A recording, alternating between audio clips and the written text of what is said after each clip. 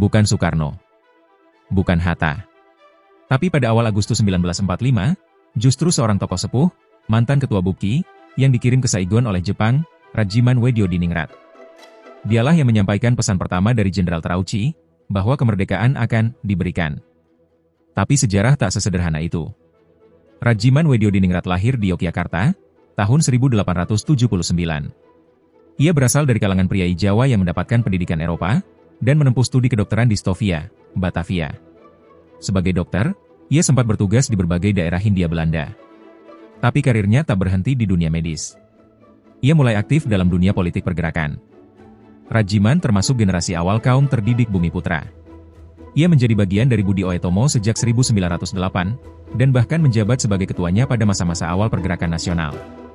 Meski tidak radikal, Rajiman dikenal berpengaruh di kalangan kaum tua dan bangsawan Jawa. Pendekatannya moderat, namun strategis.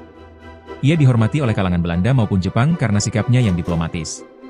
Pada tahun 1945, Rajiman diangkat oleh Jepang sebagai Ketua Badan Penyelidik Usaha-Usaha Persiapan Kemerdekaan Indonesia, BUPKI.